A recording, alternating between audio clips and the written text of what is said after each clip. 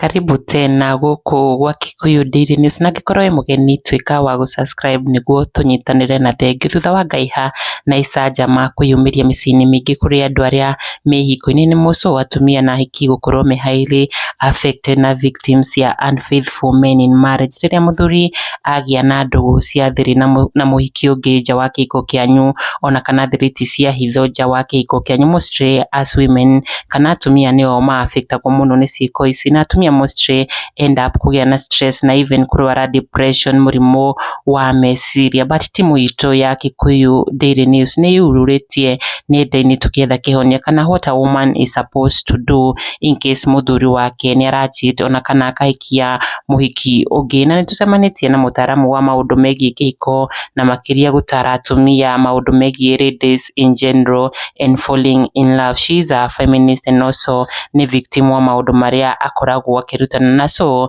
akiaragia from a point of experience. Na niguo mutaaramu Beki augite in this topic ya ladies, if he cheats or marries another one, do this. Na you can follow her on her social media pages yake Kikuyu Daily News. Subscribe.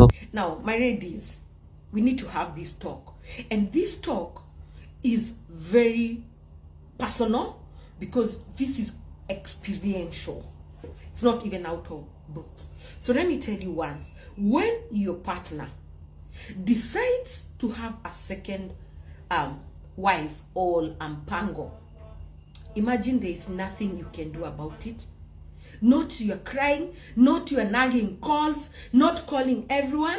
I know those nagging calls, the cryings, I did all those, but nothing worked. Abusing him, talking to his family, talking to social media, telling everyone, nothing happens. You know what?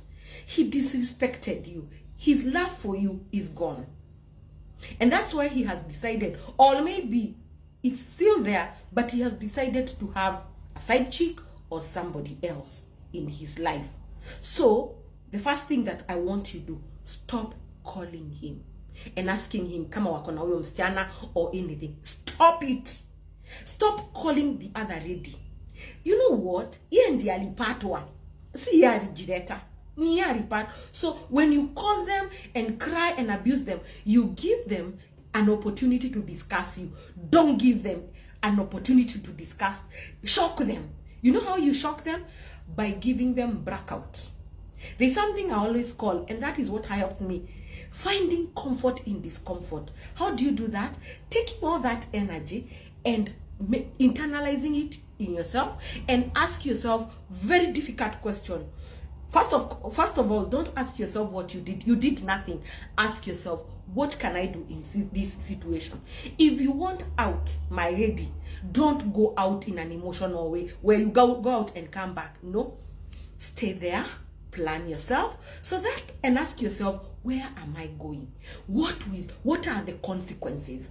Is there anything I can draw here when I am here? Is there anything I can build when I am here?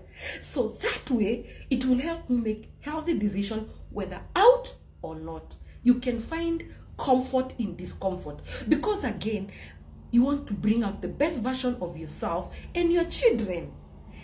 Make them uncomfortable by giving them zero communication.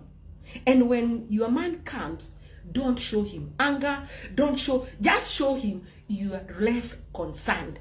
My God, that works miracle. Less concerned. You do not care. Show him you do not care. Give him water. If you are not ready for sex, don't. Because I know it is very hard. Give him food, give him water. Yanis, be the wife. But unajipanga because he disrespected you, and come and tell me what happened.